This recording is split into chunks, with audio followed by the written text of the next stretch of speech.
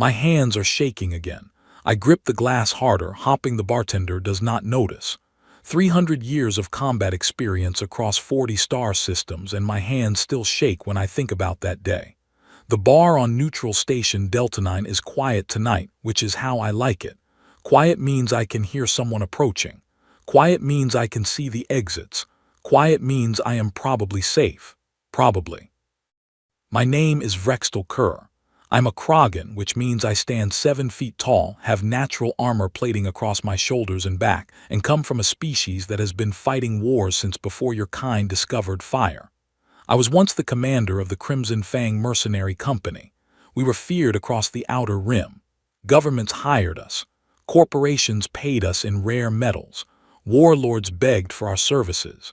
We broke sieges that had lasted decades. We ended rebellions that armies could not stop. We were the best. 20 years ago, I took a contract I should have refused. 20 years ago, I learned why every experienced mercenary in the galaxy has one rule carved into their bones. You can fight humans. You can fight human armies. You can fight human fleets. But if the contract mentions the words human elite units, you burn the data chip. You run to the nearest transport, and you never speak of it again. I did not know that rule back then. I thought I knew everything. I thought 3 centuries of victories made me untouchable. I was wrong. And by the time I understood how wrong I was, 187 of my soldiers were gone, my company was finished, and I had become something I never expected to be. A messenger. Their messenger. Let me tell you how it started. I sit here in this bar every evening because a young Krogan officer is supposed to meet me tonight. He wants my advice. He has a lucrative contract offer. He thinks I am a paranoid old fool who lost his courage. He is about to make the same mistake I made. My job, the job they gave me without ever asking, is to stop him. But I am getting ahead of myself.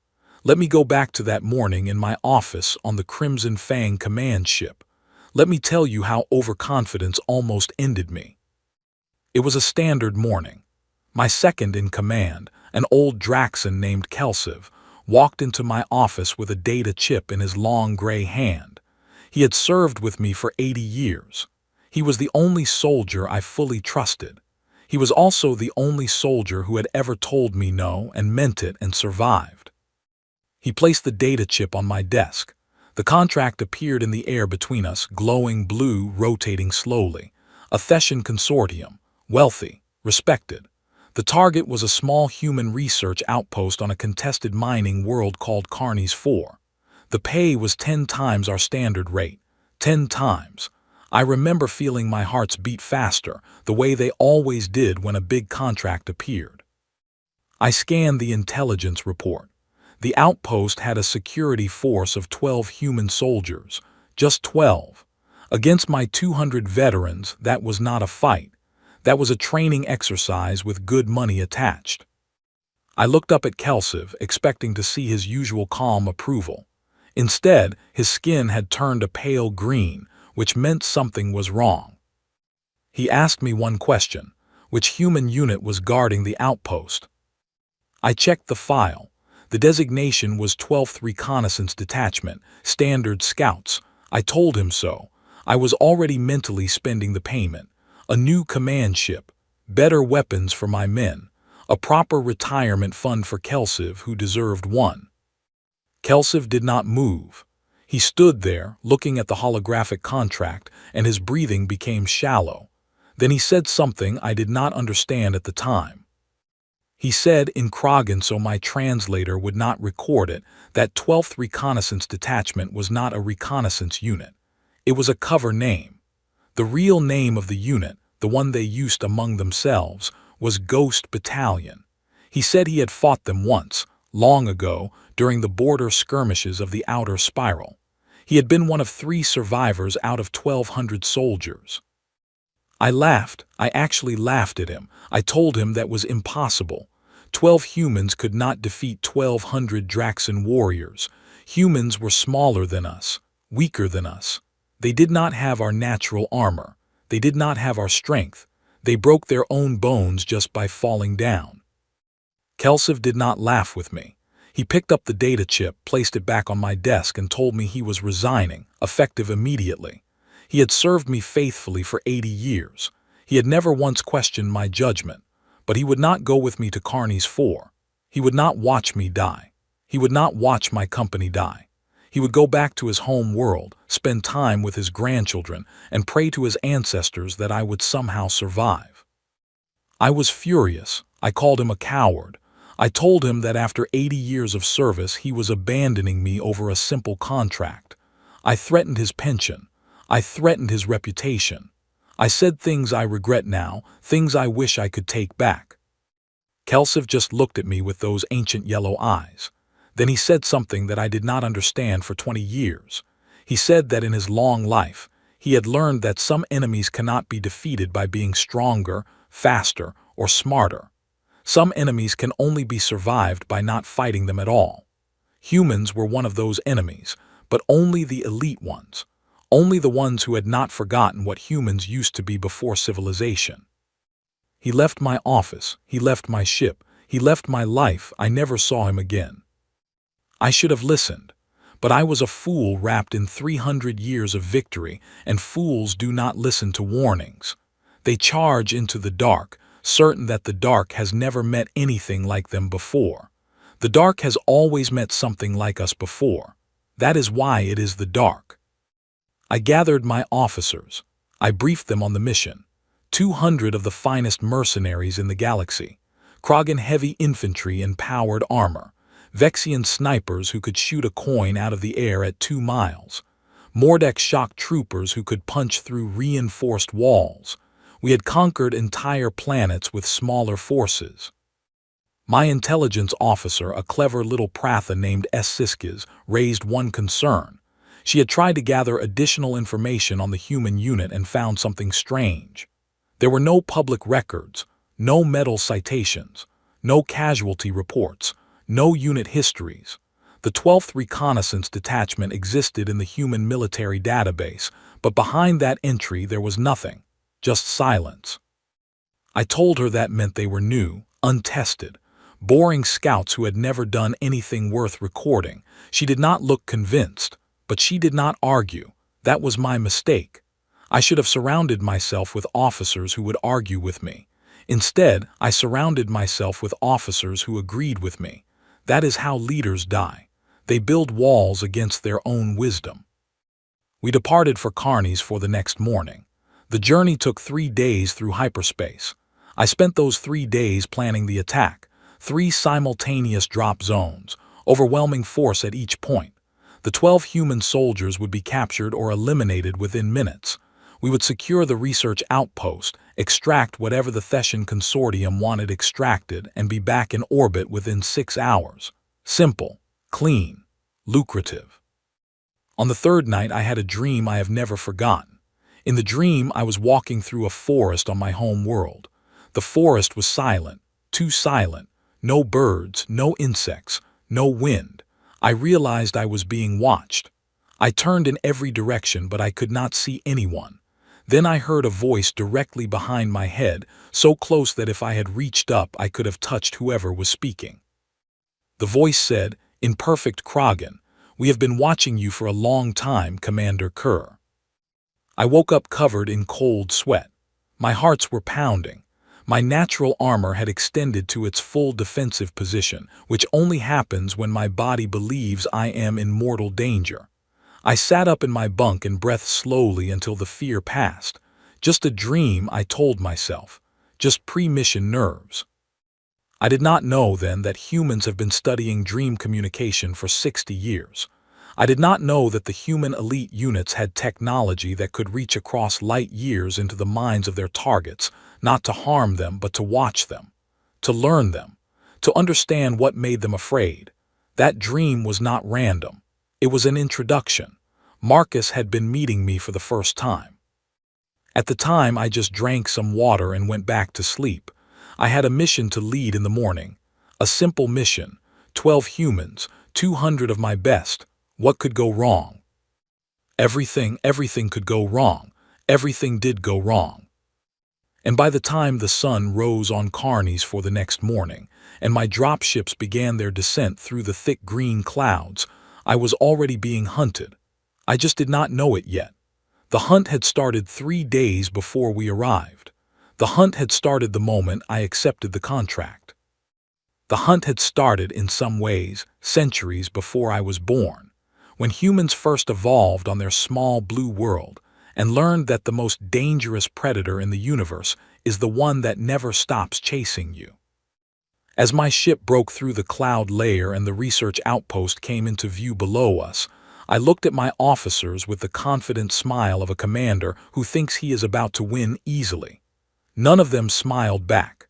Some instinct in them, deeper than training, knew something I did not know. We were not the hunters. We had never been the hunters. We had walked into a trap so carefully designed that we did not realize we were inside it until it had already closed. And somewhere down there, in a forest near the outpost, a small human with tired eyes was sitting very still, watching our drop ships descend, and waiting patiently for the lesson to begin. The drop was flawless. That should have been my first warning. In 3 centuries of combat operations, I had never experienced a perfect drop.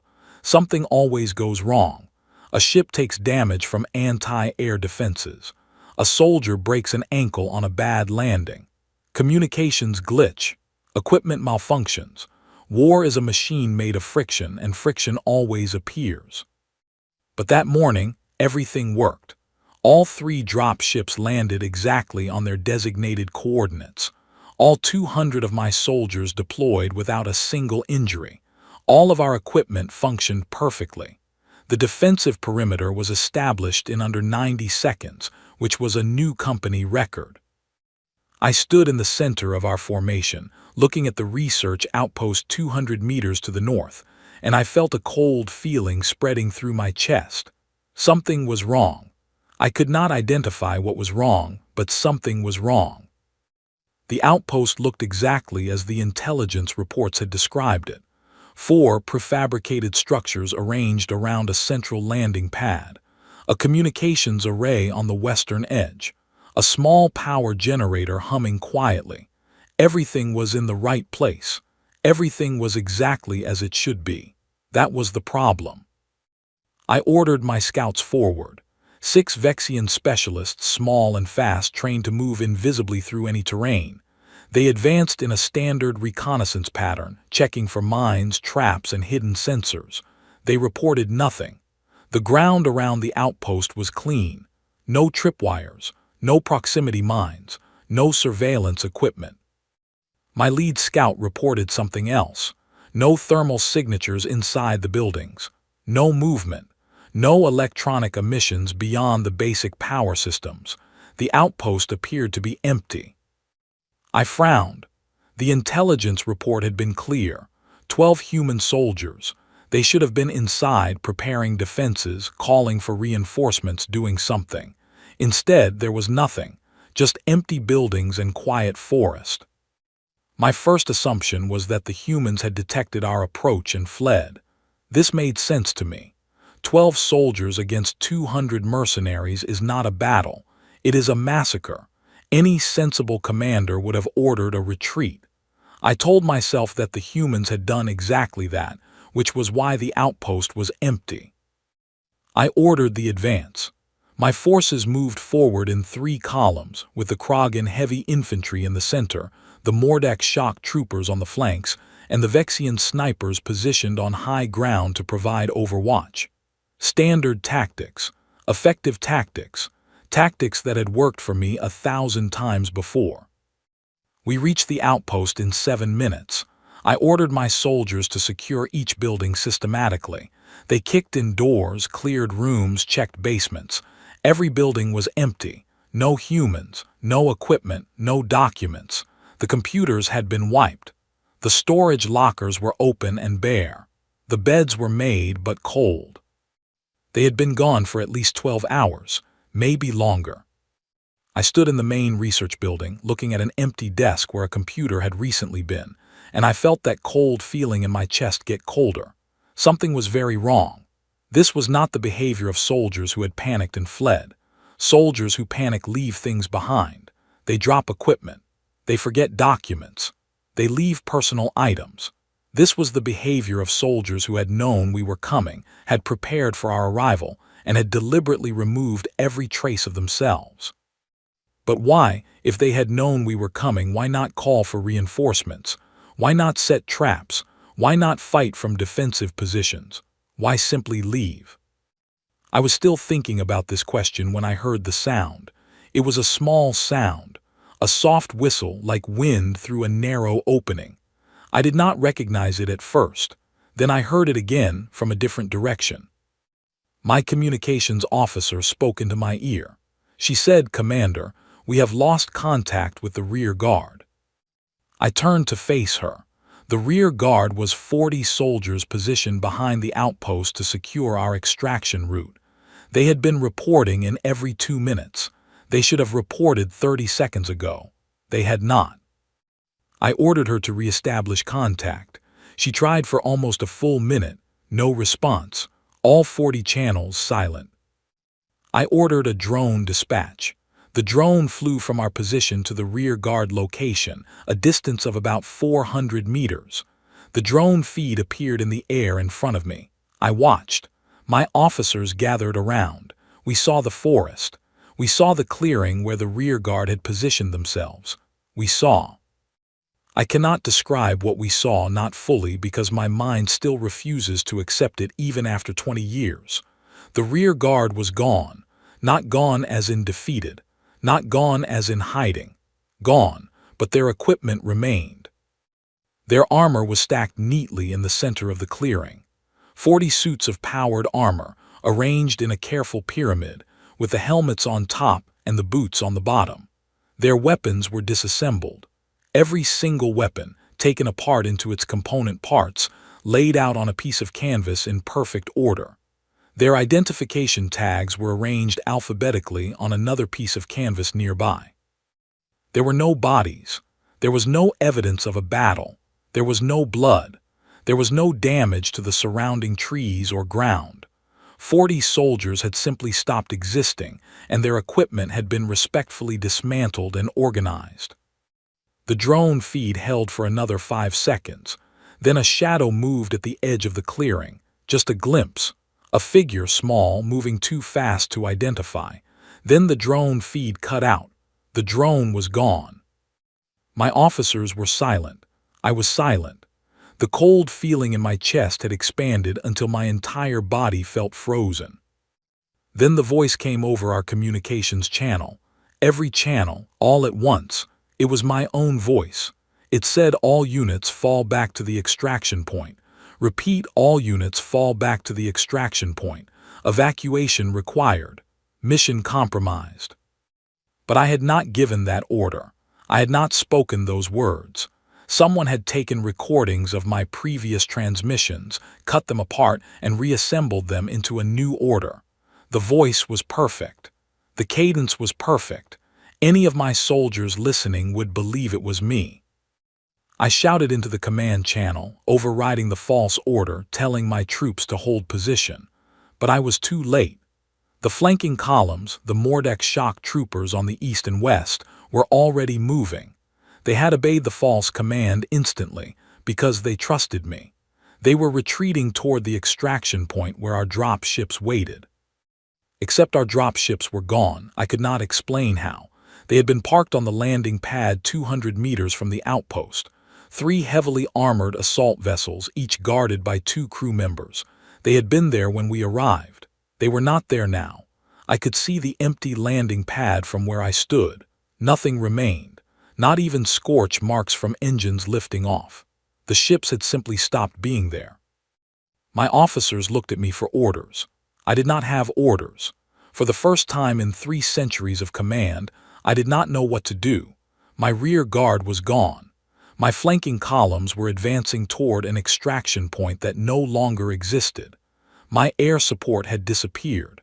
I was standing in an empty research outpost that had been carefully abandoned by an enemy I had not seen. I ordered all remaining forces to consolidate at my position. Only about 120 of my original 200 remained with me. The flanking columns were already too far away, too committed to their false retreat. I lost contact with them one channel at a time. A Mordak captain reported strange sounds in the forest. Then he went silent. Another officer reported his squad was missing. Then he went silent. Within 15 minutes, I had no contact with any flanking element. They were all gone. Siskis, my intelligence officer, the little Pratha who had warned me that something was strange about this mission, approached me with her data pad. She showed me a spectral analysis of the surrounding forest. She said, "Commander, look at this."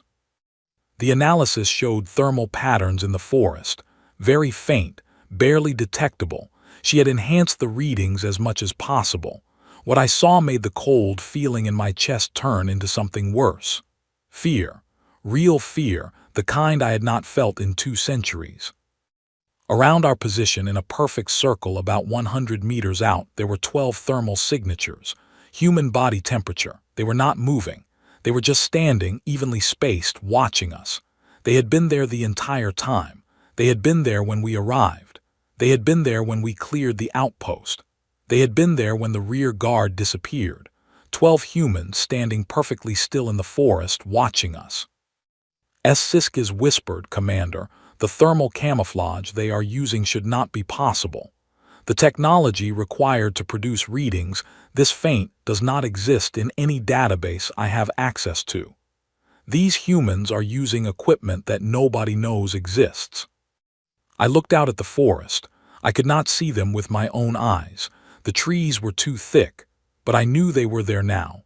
I could feel their attention.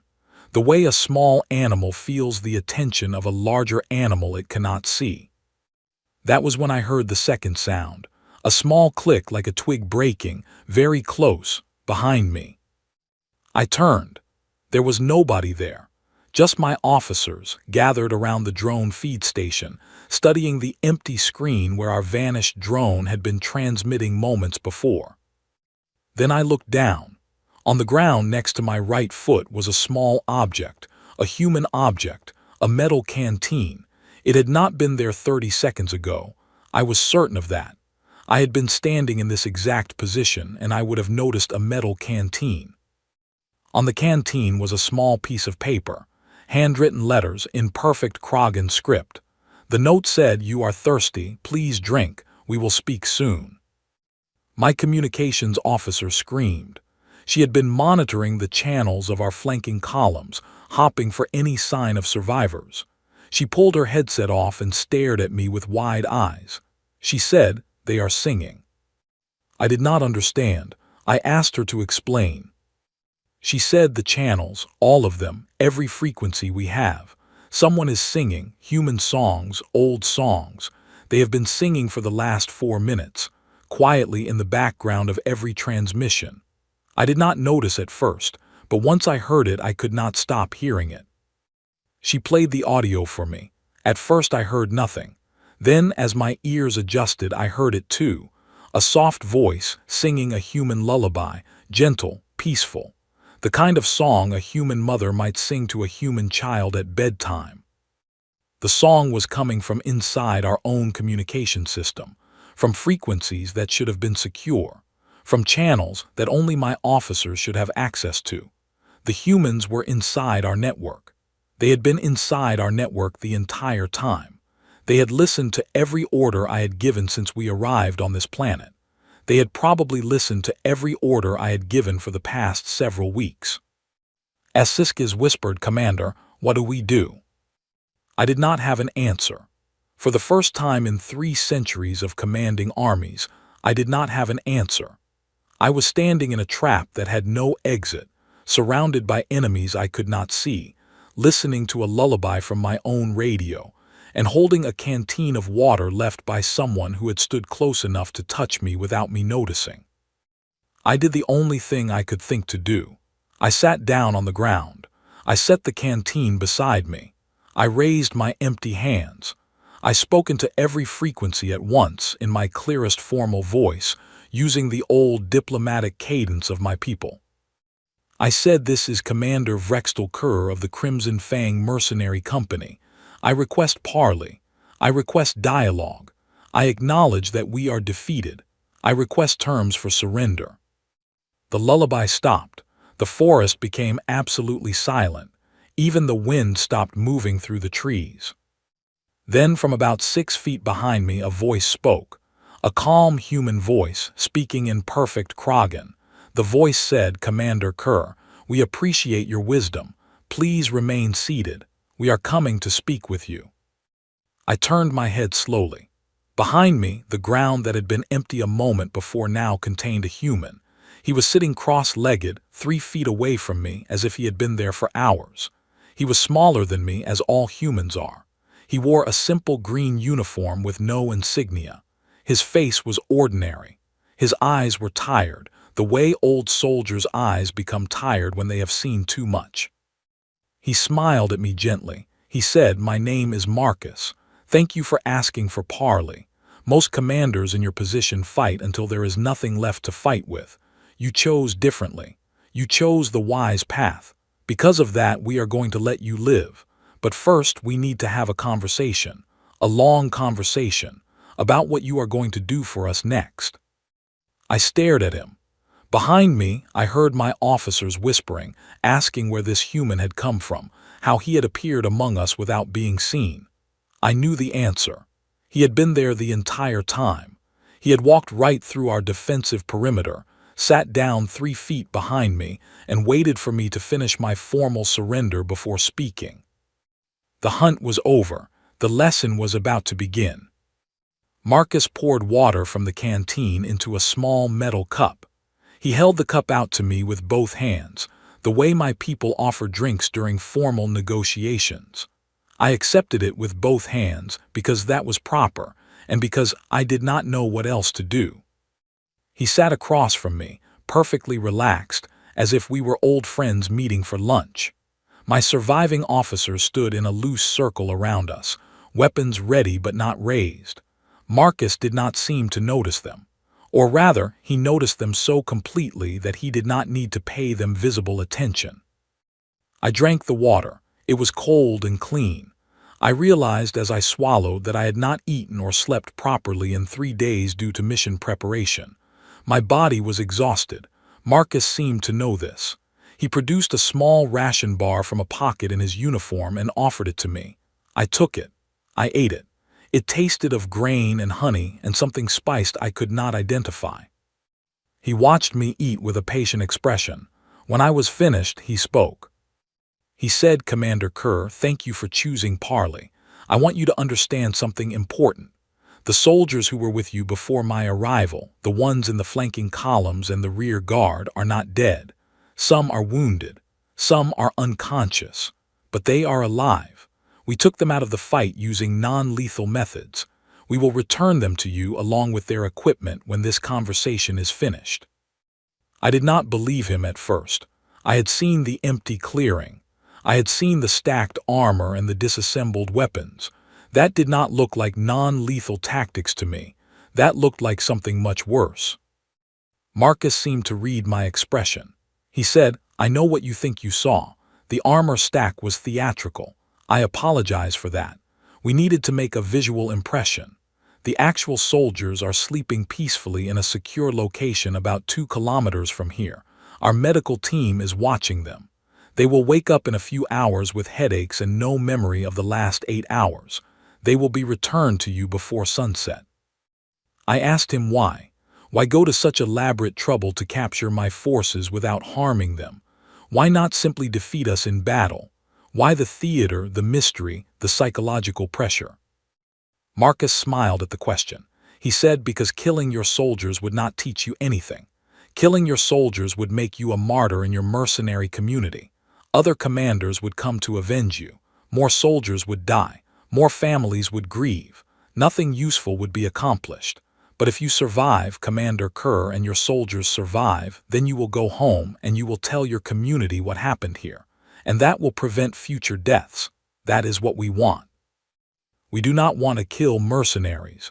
We want mercenaries to stop taking contracts against us." I sat with this for a long moment. It was not what I had expected. I had expected threats. I had expected demands. I had expected to be tortured for information or used as a hostage. Instead, Marcus was explaining, patiently, that the entire operation had been designed to teach me a lesson I could carry home. I asked him who he was, not his name, his role. What unit did he belong to? What was his rank? Marcus hesitated. Then he said, "I am what your people would call a member of a human elite unit. My unit has no official public designation. Among ourselves, we use various names. The one most appropriate for this conversation would be Ghost Battalion, though that is not quite accurate either." I asked how many of them there were on this planet. He said 12, just the original 12 that your intelligence report mentioned. We did not bring reinforcements. We did not need them. 12 humans had defeated 200 of my best soldiers, without killing anyone, without being seen, using equipment that my intelligence officer could not identify, listening to our communications from inside our own network, appearing next to me without being detected. I asked him the question that had been burning in my mind since the lullaby played in our radios. I asked how they had done it, all of it, any of it. Marcus tilted his head. He said, "Commander, that is a complicated question. Some of it is technology. We have capabilities that your intelligence services do not know about. That is normal. Every advanced species has secret capabilities, but most of it is not technology. Most of it is training. And the training is the part you need to understand, because it is the part that will save your life if you listen carefully." He leaned forward slightly, his tired eyes fixed on mine. He said, "Commander Kerr, your species evolved on a world where you were already dominant. Krogans have been the apex predators of your home planet for millions of years. Nothing hunts you. Nothing challenges you. This is true of most species that achieve star flight. They come from worlds where they were already at the top of their food chain. Their civilization is built on the assumption that they are the hunters, never the prey." He paused, then he continued. He said, "Humans are different. Humans evolved on a world where we were not the dominant species. We were small. We were weak. Other predators could outrun us, outfight us, and outmatch us in almost every physical category. For hundreds of thousands of years, our ancestors were prey animals as often as they were predators. We learned to survive not by being strong, but by being persistent, by being patient, by being willing to follow our prey for days, for weeks, for however long it took, until the prey was exhausted and could no longer resist us." I was listening very carefully now. This was not a lecture I had ever received. This was not information that existed in any xenobiology database I had ever read. Marcus continued. He said, "Most humans today are civilized. They live in cities, work in offices, raise children peacefully. The ancient hunter instincts are buried deep inside them, mostly forgotten. But in a small percentage of the human population, those instincts remain close to the surface. These humans are not broken. They are not dangerous in civilian life. Many of them are kind, gentle, and thoughtful people, but they have something most humans have lost. They are comfortable with their own ancient nature. They can access it when they need to, and put it away when they do not." He gestured to himself and to the forest around us. He said, "The 12 of us on this planet are humans of this type. We were identified early in our lives through certain psychological tests. We were recruited into a specialized program. We were trained to operate in ways that most modern humans would find uncomfortable. We do not enjoy this work, Commander Kerr. It is not pleasant for us, but we are good at it. We are very, very good at it." I asked him what he meant. What made his unit different from other human soldiers? Marcus thought about the question for a moment. Then he said, "Regular human soldiers fight battles. We do not fight battles. We remove obstacles. The obstacle in this case is your mercenary company, which was hired to attack human civilians. Our job is to remove that obstacle without causing more damage than necessary. Your soldiers are not dead because their deaths would create more obstacles. Your equipment is intact because destroying it would be wasteful. Your mission is canceled because we are telling you directly that it is canceled." He paused, then added something that made my blood run cold. He said, "Commander Kerr, we have been watching your company for 11 days. We know the names of your officers. We know the birthdays of their children. We know that your intelligence officer, S. Siskis, has a son who is graduating from academy next month. We know that Kelsiv, your former second-in-command, resigned 3 weeks ago and is currently at his ancestral home on Draxa Prime, teaching his grandchildren to fish. We know that you yourself have a daughter whose hatching day ceremony is scheduled for 42 days from now. Her name is Valissa. She is studying botanical sciences at the Krogan Central University." I could not speak. I could not breathe. He continued calmly, without any threat in his voice. He said, "I am not telling you these things to frighten you, Commander. I am telling you so that you understand the scope of what we do. We are not soldiers in the way your culture understands soldiers. We study our targets completely. We learn everything about them. Not because we plan to harm their families. We do not harm families. Not because we plan to use the information as leverage. We do not take hostages. We learn these things because we need to understand who we are dealing with. We need to know why you made the choices you made. We need to understand your motivations, your fears, your relationships, your history. Because understanding you is how we defeat you without wasting lives." S. Siskis, standing behind me, made a small sound. I realized she was weeping. She had not known that a human unit knew about her son. Marcus looked at her kindly. He said, "S. Siskis, your son is safe. He will remain safe. We have no interest in him. I mention him only because I want your commander to understand something important." He turned back to me. He said, "Commander Kerr, every mercenary company that has ever fought a human elite unit has lost, not because we are better fighters in a simple sense. In a fair battle with equal numbers and equal equipment, your Krogan soldiers would probably defeat my unit. You are stronger than us. You have better armor. You have natural weapons we lack. In a fair fight, we would likely lose." He paused for emphasis. He said, "But we never fight fair fights. We refuse to fight fair fights. It would be foolish to fight fair fights. A fair fight is for species that evolved as apex predators and believe combat should have rules. Humans did not evolve as apex predators. We evolved as prey that became predators by refusing to accept the rules of the hunt. We hunt at night when our prey is sleeping. We hunt in groups when our prey is alone. We hunt from ambush when our prey cannot see us.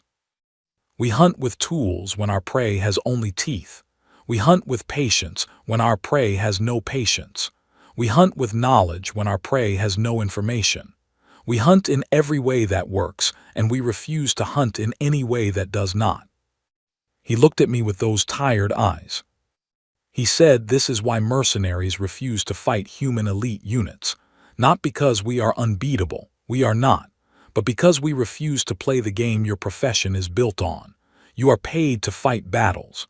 We are not paid to fight battles. We are tasked with solving problems. And when the problem is a mercenary company, the solution is to make that company understand that the contract is not worth completing.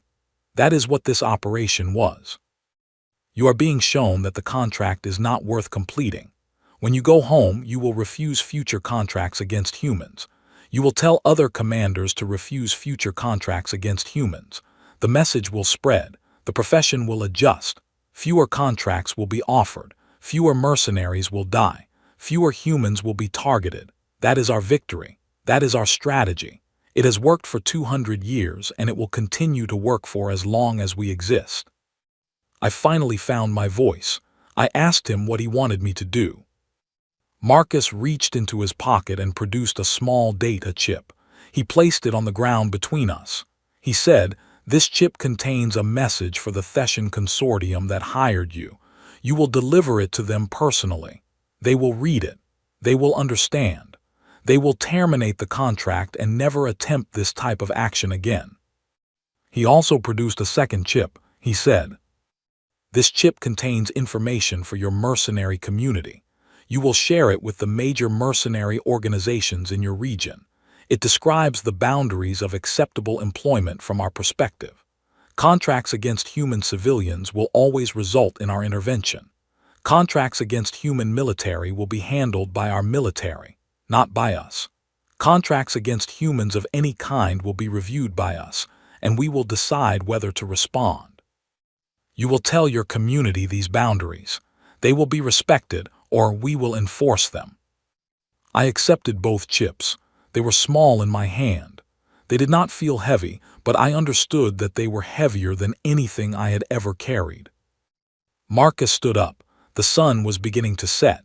He said, "Your soldiers will be returned to you within the next hour. Your drop ships will be returned to the landing pad within the next 2 hours. Your equipment will be returned intact. You will depart this planet before morning. You will not be followed. You will not be tracked. We have no further interest in you as long as you complete your delivery." He paused. Then he added something that has stayed with me for 20 years. He said, "Commander, one final matter. We are pleased that you chose parley. Most commanders do not. Most commanders fight until there is nothing left to fight with. You chose the wise path. Because of that, we would like to offer you something. A gift of sorts." I asked what the gift was. He said, "Peace. You will go home after this. You will complete the delivery. You will probably retire, as most commanders in your position do. You will spend the rest of your life looking over your shoulder expecting us to return. I am telling you now directly that we will not. Once you complete your delivery, your account with us is closed. You will never see us again. You will never hear from us again. You will live the rest of your days without our attention. That is the gift we are giving you, because you were wise enough to accept it." Then Marcus was gone, not gradually, not walking away. He was simply not there anymore in the space between one of my blinks and the next.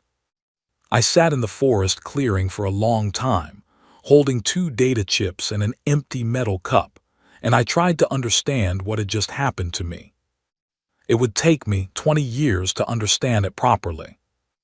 And Marcus, it turned out, had lied to me about one thing, a small thing, a kind thing, but a lie. My soldiers returned exactly as Marcus had promised, all 187 of them. They walked out of the forest in groups of 10, confused and tired, rubbing their heads, asking what had happened. None of them remembered anything after the initial moments of the operation. One of my Mordeck captains said he remembered feeling a small sting on his neck, like an insect bite. Then he woke up in a clearing with his squad, all of them fine, all of them wondering how they had gotten there. The drop ships returned exactly when Marcus said they would. They appeared on the landing pad as if they had never left. The crew members were on board, asleep in their chairs, waking up as their ships settled back onto the pad. None of them remembered flying anywhere. All of our equipment was returned. Every weapon, every piece of armor, every data pad, everything had been cleaned. Some items had been repaired. My own service weapon, which had been starting to have a small mechanical issue with the safety switch, had been disassembled, cleaned, repaired, and reassembled perfectly. When I tested it, the safety switch worked better than it had in months. We departed Carnes 4 before morning, exactly as Marcus had instructed. Nobody tried to stop us. Nobody followed us. The jump to hyperspace was smooth and uneventful. Within 6 hours, we were halfway across the sector, heading back to our home base on the Mercenary station at Tarvel Prime. During the journey, I sat alone in my office and looked at the 2 data chips Marcus had given me. I did not open them. I did not know what was on them beyond what Marcus had told me, but I knew I had to deliver them as instructed. When we arrived at Tarvel Prime, I did something I had never done before in my career as a commander. I called a full assembly of the Crimson Fang Mercenary Company, all 187 survivors. I stood in front of them in the main briefing hall, and I told them the truth. I told them everything that had happened on Carnes 4. I told them about the 12 humans who had defeated 200 of our best soldiers without harming any of them. I told them about Marcus. I told them about the thermal readings that Siskis had detected. I told them about the lullaby in our radios. I told them about the canteen that had appeared by my foot. When I was finished, my soldiers were silent. Then a young Krogan officer, a lieutenant named Veskar, raised his hand. He asked the question I had been dreading. He asked what we were going to do next. I told him. I told all of them. The Crimson Fang Mercenary Company was disbanded, effective immediately. Every soldier would receive their full pay, plus a generous severance package from my personal accounts. Every soldier would receive a letter of recommendation that would help them find honorable employment with other mercenary organizations if they wished to continue this work. Every soldier would receive my personal thanks for their years of service, and my personal apology for taking a contract that should have been refused. The company ended that day. I transferred the ownership of our equipment to a small charitable organization that provided training to underprivileged youth on several Krogan colony worlds. I closed all of our corporate accounts. I canceled all of our pending contracts, including some very lucrative ones that I would have been contractually obligated to complete under normal circumstances. I paid the cancellation fees out of my own funds, which took most of my retirement savings. I did not care. I could not command soldiers anymore. I had lost the right to command when I led 200 of them into a trap that I had been warned about. 3 weeks after the dissolution, I delivered the first data chip to the Theshan Consortium. I traveled to their headquarters personally. I was shown into a conference room where 12 executives sat around a polished black table. I placed the data chip on the table, explained briefly that the contract had not been completed, provided their refund along with a small additional payment for their inconvenience, and told them that the chip contained information they would want to review. The executives were angry at first. They had expected a completed mission. They had expected valuable data from the research outpost. They had not expected a dissolved mercenary company and a mysterious data chip. They demanded explanations. They threatened legal action. They said they would blacklist me across their corporate network. I let them finish. Then I suggested politely that they review the data chip before taking any further action. I left the conference room. I left their headquarters. I left their planet. 3 days later, the news reached me. Every member of the Theshan Consortium board had resigned simultaneously, all 12 of them on the same day, within a few hours of each other. Each resignation letter was polite and professional. Each cited personal reasons. Each executive left their position immediately, packed their belongings, and departed to various distant worlds for what they described as long vacations. None of them ever returned to their positions. The consortium was dissolved 6 months later for lack of leadership. I do not know what was on the data chip. I never will.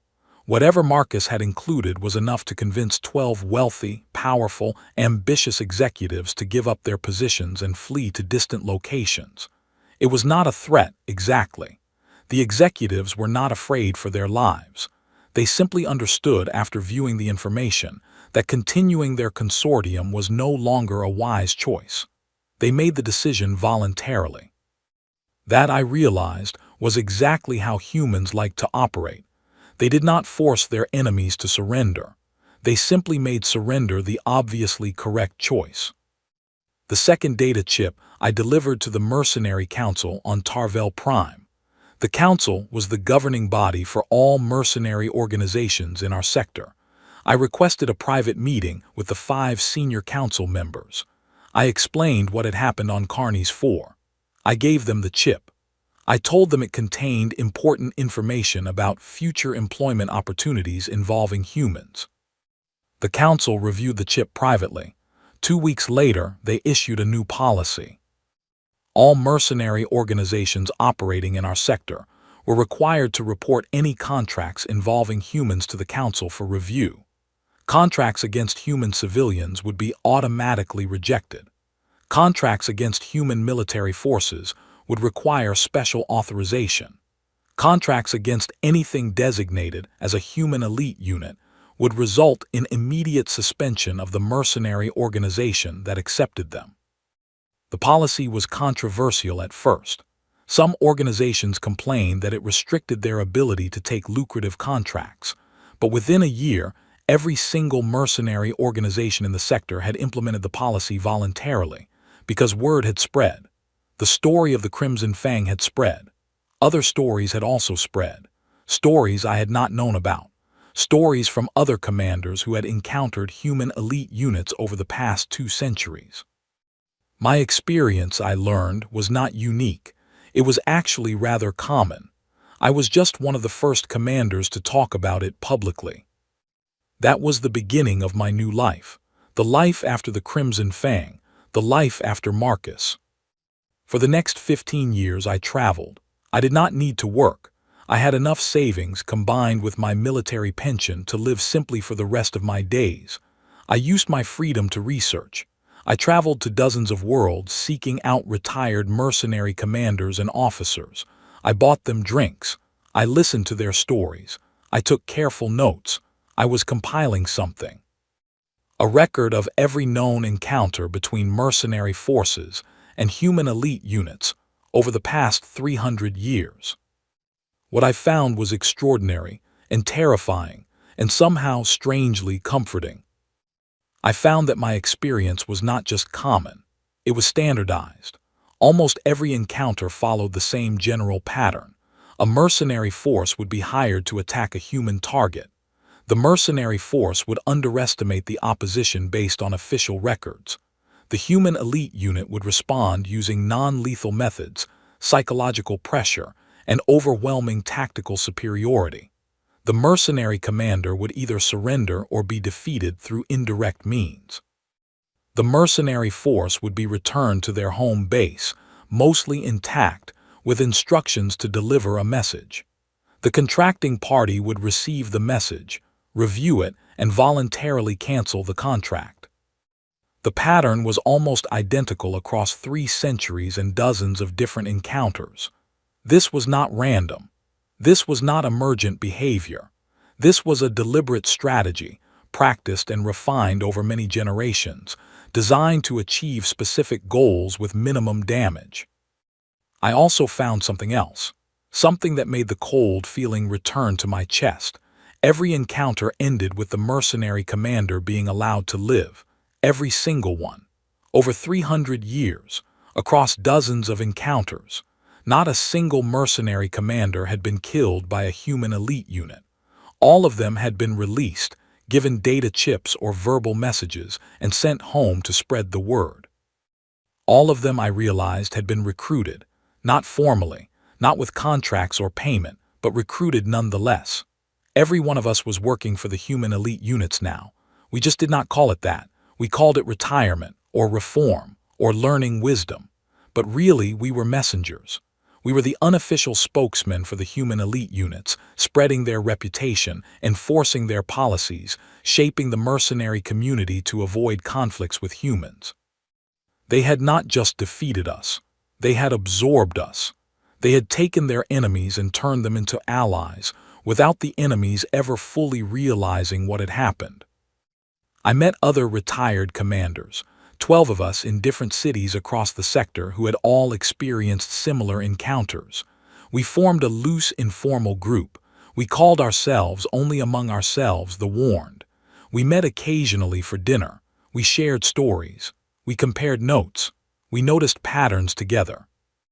One of us, an old Vexian commander named Melrith, had kept her encounter secret for 60 years before confiding in the rest of us. She had been hired to assist a pirate organization in attacking human merchant ships. Her fleet of 30 vessels had been dismantled by a human elite unit over the course of 3 weeks. Not destroyed, dismantled. One by one, her captains had received letters, personal letters, delivered by methods she could not explain. The letters had contained information about the captains that nobody should have known. Personal information, family information, financial information. Each captain, after receiving their letter, had voluntarily defected from the pirate organization and sought honorable employment elsewhere. Her fleet had disbanded not through combat, but through 12 separate personal decisions made over the span of 20 days.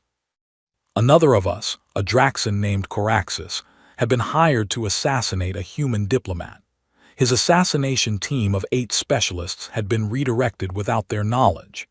Each of them had received fake updated orders from within their own organization, orders that came from sources they trusted completely. Instead of assassinating the diplomat, they had been directed to a neutral planet to meet with a new client. When they arrived, they found themselves at a resort where they were informed that their original mission had been canceled and that they should take a paid vacation. The human elite unit had paid for the vacation. After 2 weeks of rest, the team had disbanded voluntarily. None of them had ever worked in assassination again. The stories accumulated: 30 encounters, 50 encounters, 70 encounters. I kept collecting them.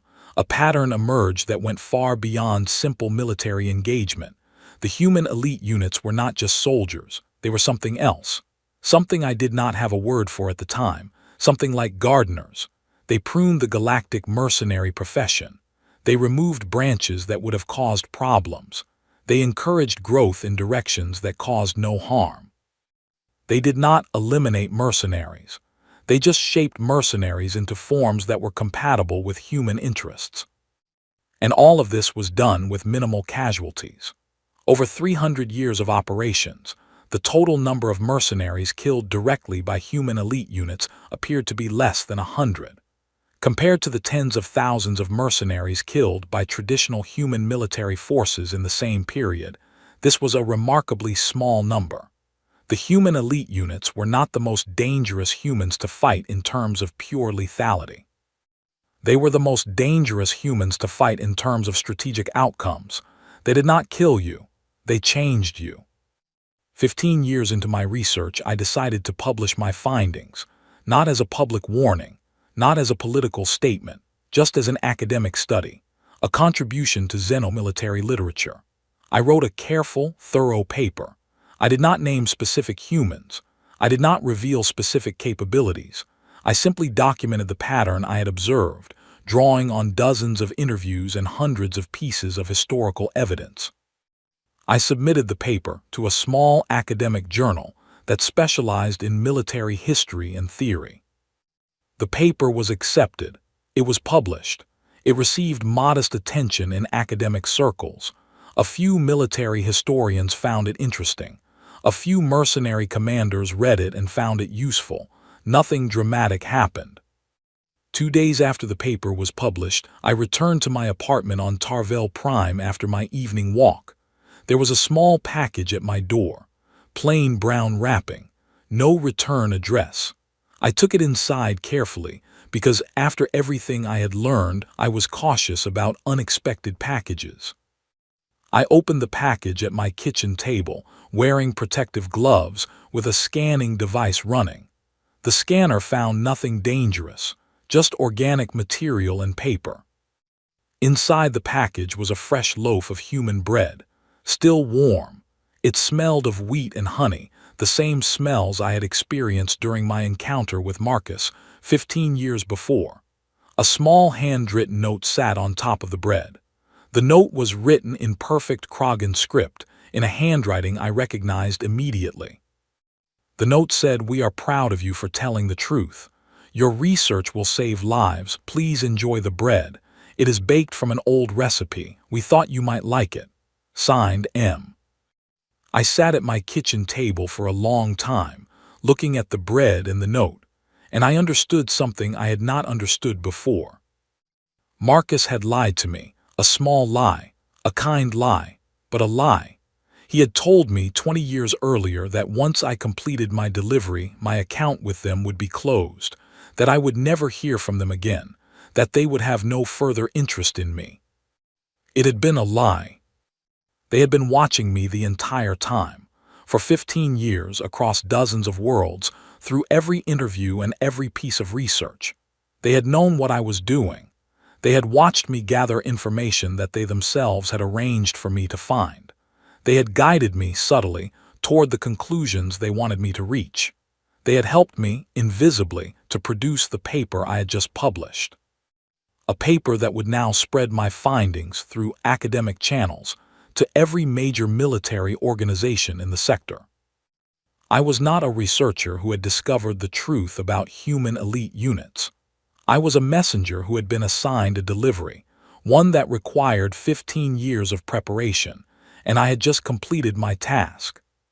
And Marcus was saying thank you with fresh bread. I laughed. Alone in my kitchen, I laughed until tears came from my eyes. It was not a happy laughter, but it was not sad either. It was the laughter of a man who has finally understood a joke that has been going on around him for 20 years. The joke was on me. The joke had always been on me, and somehow the joke was also kind. Marcus had given me a useful life after my defeat. He had given me purpose. He had given me meaning. He had given me, in a strange way, the peace he had promised me all those years ago. It was not the peace of being left alone. It was the peace of being used for something worthwhile. I ate the bread. It was delicious. And I understood, finally, the real reason mercenaries refuse to fight human elite units. It is not because we might lose. Every soldier can accept losing. It is not because we might die. Every soldier can accept death. It is because the human elite units do not consider the engagement finished when we surrender, or when we retreat, or when we return home. They consider it finished when they decide it is finished. And sometimes that decision comes many years later. Sometimes it never comes at all. They absorb us. They use us. They shape us into instruments that serve their long-term purposes. And the worst part, the truly terrible part, is that we eventually come to understand what they are doing and we let them continue. Because they are right. What they do works. It saves lives. It prevents wars. It keeps the galaxy in balance. Whether we like it or not, whether we ever chose it or not, we become part of their strategy. 20 years later, I sit in this bar on Neutral Station Delta 9, and I wait for a young Krogan officer who is about to make the same mistake I made. His name is Tybran Valk. He is barely 80 years old, which is quite young by Krogan standards. He walks into the bar with the swagger of a commander who has won many small victories and now believes he is ready for a large one. I recognize the walk because I used to walk that way. I also recognize the look in his eyes, the hunger for a truly lucrative contract, the confidence that he is smarter than the commanders who came before him. He spots me in the corner booth. He walks over, sits down across from me, and orders 2 drinks without asking what I want. The bartender, a young human named Lily who has worked here for the past 3 years, brings the drinks quickly and efficiently. She smiles at me as she sets down my glass. Just a polite smile, a bartender's smile. I smile back politely. I have learned over the years to be polite to every human I meet because I never know which ones might be working for Marcus. Tybran raises his glass in a toast. He says to the legendary Commander Kerr, "Thank you for meeting with me." I touch his glass with mine and drink. I do not toast back because I do not toast to things I do not believe in. Tybran does not seem to notice. He leans forward. He says, "Commander, I have a contract offer that I think you will find fascinating. My company has been approached by a consortium of industrial interests in the outer spiral. They want to recover some research materials from a human scientific outpost on a disputed mining world. The pay is extraordinary. We are talking about enough credits to fund my company for the next 10 years. I would like your advice on how to proceed." I watch him as he speaks. His eyes are bright. His hands move enthusiastically when he describes the payment amount. He believes, truly believes, that he is about to make the opportunity of a lifetime. He has no idea that he is sitting across from someone who made the same choice 20 years ago. I ask him a simple question. I ask him which human unit is guarding the outpost. He checks his data pad. He says the designation is 14th Survey Detachment. Standard Scientific Protection Force. Nothing unusual. I ask him to look more carefully. He frowns. He scrolls through the data pad. He says there are some unusual inconsistencies in the records. The unit does not appear in standard military databases. Their medal citations are missing. Their casualty reports are redacted. He assumes this is because they are a new or specialized unit, perhaps classified for administrative reasons. I set my glass down. I speak to him carefully, slowly, because what I am about to say is the most important thing I will ever say to another Krogan. I say, Tybran, listen to me. 14th Survey Detachment is not a survey unit. It is a cover designation. The real name of the unit, the one they use among themselves, is Shadow Company. 20 years ago, I took a similar contract. The unit I faced was Ghost Battalion. I went in with 200 of my best soldiers. I came out with 187 survivors, a disbanded company, and a data chip I was required to deliver. The company I spent 100 years building ended that week. My career ended that week. Everything I had worked for, everything I had believed about my own abilities, ended that week. Tybran listens. His expression is skeptical but attentive. I continue. I say the human elite units are not what you think they are. They are not simply elite human soldiers. They are something else. They are the humans who have been trained to access their ancestral hunting instincts without shame. They operate in ways that most species cannot prepare for because most species did not evolve as prey. They study their targets for weeks before engaging. They know everything about you. They know your family, your hobbies, your fears, your history. They use this information to defeat you without fighting you when possible. When fighting is necessary, they fight in ways that ignore every rule of engagement that our cultures consider normal. They are not evil. They are not cruel. They are simply very good at what they do, and what they do is remove obstacles to human interests. Tybran is quiet now. He is watching me carefully. The swagger has faded from his posture. He is listening the way a young officer listens when an old officer speaks from experience. I say, Tybran, if you accept this contract, one of three things will happen. The most likely outcome is that you will be defeated without dying, your company will be dissolved voluntarily, and you will spend the rest of your life as an unofficial messenger for the human elite units. A less likely outcome is that you will die, though this is rare, because they prefer to use their enemies as messengers rather than martyrs. The third possibility is that you will refuse to surrender when given the opportunity, and you will be forced to watch everyone you command be systematically separated from you over a period of days or weeks, until you are alone and broken. That third outcome is the worst, and it is the one reserved for commanders who refuse to accept the lesson. Tybran is silent for a long time. Finally, he asks me a question. He asks whether the human elite units can truly be that effective, whether 12 humans can really defeat 200 mercenaries without killing them. I say yes. I say I have seen it personally. I say I have researched it for 15 years. I say it is true. The pattern is consistent across hundreds of encounters over 3 centuries. The data is clear. The human elite units defeat mercenary forces at a rate close to 100% using non-lethal methods, without exception in recent history. Tybran looks at his drink. He looks at his data pad. He looks at the contract offer displayed on the screen. The payment amount glows in front of him, enormous, tempting, deadly. He asks me one more question. He asks what I would do if I were in his position. I answer honestly. I say I would decline the contract. I would return the offer to the consortium with a polite refusal. I would find other work, less lucrative but safer. I would remember that I have a family who needs me alive. I would remember that my company has soldiers who depend on me to make wise decisions.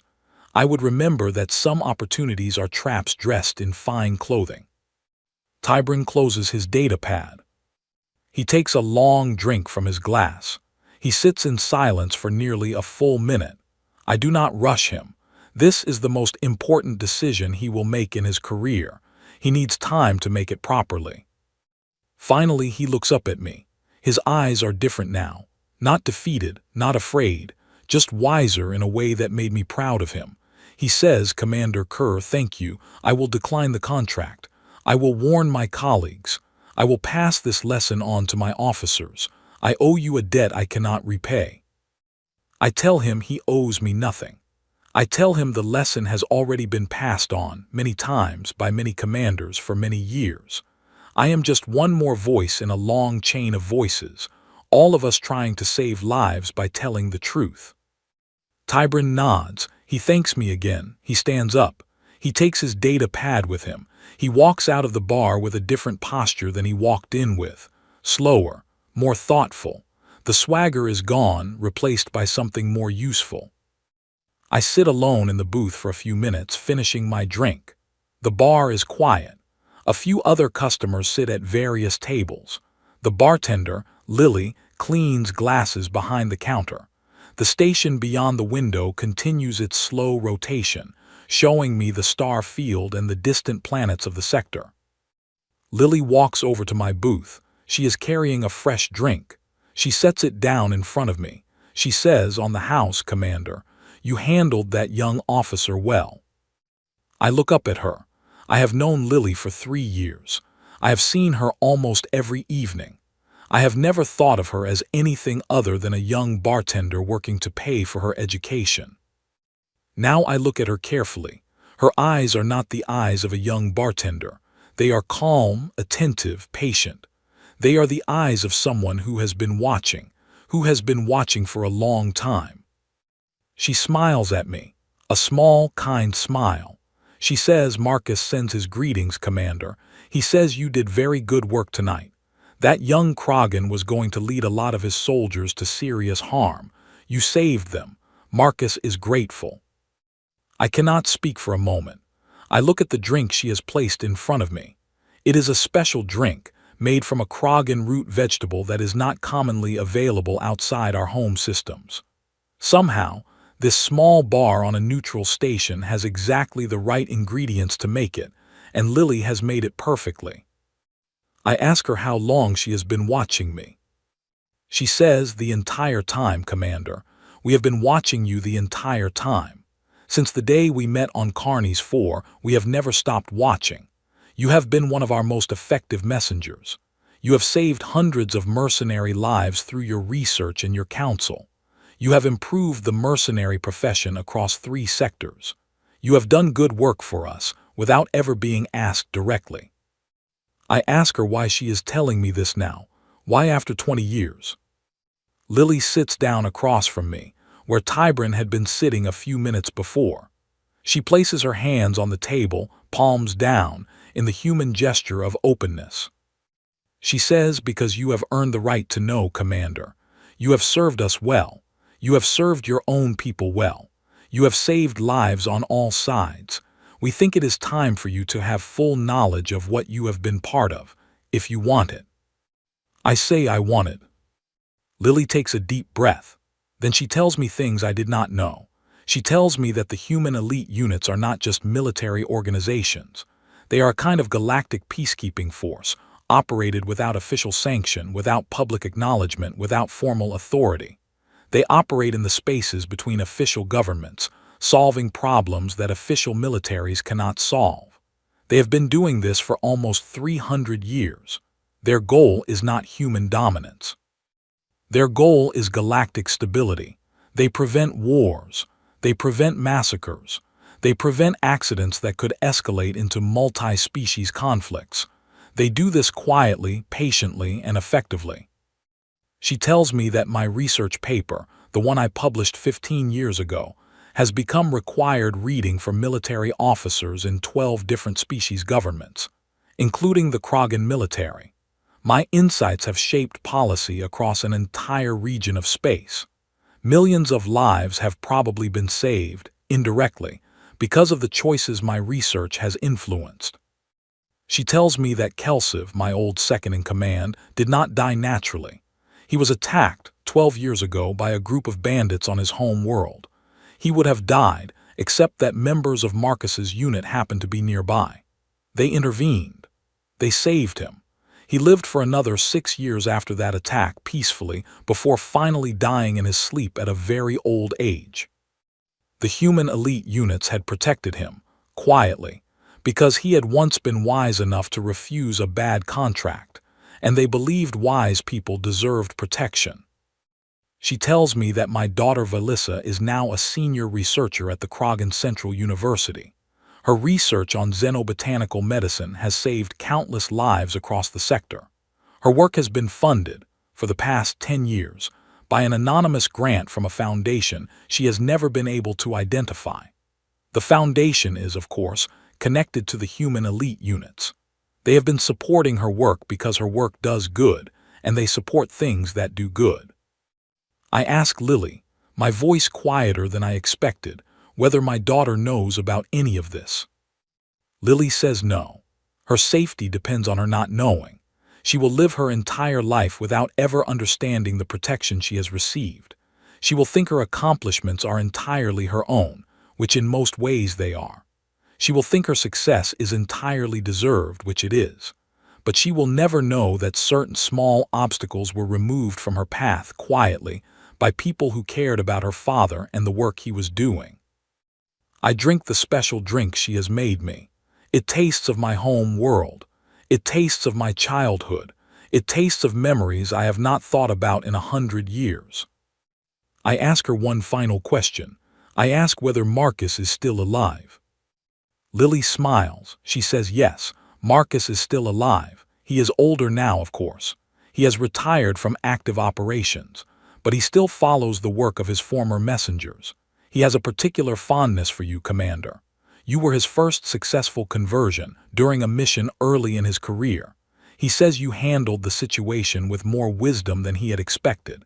He has watched your career ever since with something like pride. I sit in silence for a long moment. I think about Marcus, the tired eyes, the patient voice, the small canteen of water offered to me in a forest clearing on a forgotten planet 20 years ago. I think about how much my life has changed because of him. I think about how different I am now from the arrogant commander who accepted that terrible contract. I ask Lily if she can deliver a message to Marcus from me. She says yes. I tell her, please tell Marcus that I understand now, that I forgive him for the small lie he told me that day, that I am grateful for the life he allowed me to have, even if it was not the life I would have chosen, that I hope someday, when he is very old and I am very old, we might meet again, somewhere peaceful and share a meal together, not as enemies, not as soldiers, just as two old men who have lived long lives and done their best to leave the galaxy better than they found it. Lily's smile becomes wider. She says, Commander, I will deliver that message personally. I think Marcus would like that very much. She stands up. She pats my shoulder gently, the way a human might pat the shoulder of an old friend. She says, the drink is on the house always. Come back anytime, Commander. We are always happy to see you. She walks back to the bar. She picks up a glass and begins polishing it, as if nothing has happened, as if our entire conversation has been a routine exchange between a bartender and a regular customer. I finish my drink slowly. I think about everything I have learned tonight. I think about the 20 years that have shaped me into the man I am now. I think about the work I have done, the lives I have saved, the young commanders I have warned, the research I have produced. I think about my daughter, safe and successful, protected by forces she will never know about. I think about Kelsiv, who died peacefully in his old age because wise people deserve protection. I think about Marcus, retired now, watching the work of his former students with quiet pride.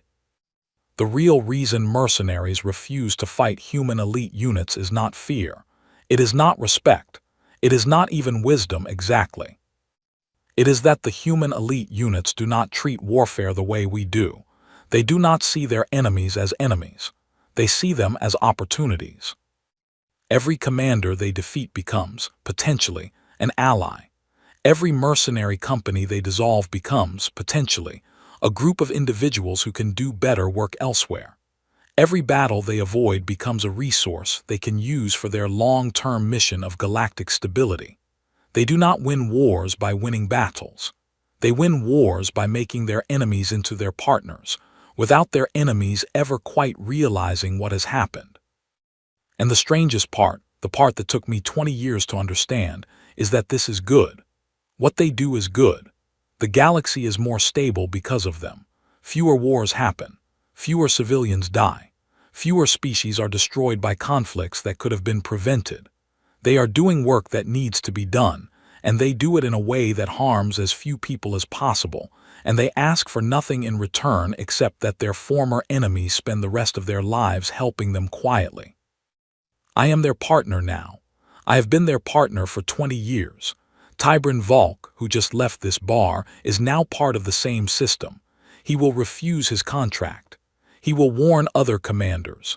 He will save lives without ever knowing that he is working within a strategic framework designed by humans he will never meet. I stand up from the booth. I leave a generous tip for Lily, though I am sure she does not need the credits. I walk out of the bar and into the curved corridor of Neutral Station Delta 9. The station lights are dim, set to the evening cycle. A few travelers walk past me, going about their various businesses. The galaxy continues to turn. I think about what I will do tomorrow. I will probably come back to this bar. I will probably have another conversation with another young commander who needs advice. I will probably save a few more lives, quietly, invisibly, with words chosen carefully across a small table. And somewhere far from here, Marcus will hear about it. And he will smile. And he will be pleased that his old friend, the Krogan commander with 300 years of experience and shaking hands, is still doing good work. That is enough for me. That is more than enough. That is the real reason mercenaries refuse to fight human elite units. Not because they lose, but because, in losing, they find something better than winning ever was. They find a purpose bigger than themselves. And once you have that, you never want to go back to what you had before. The end.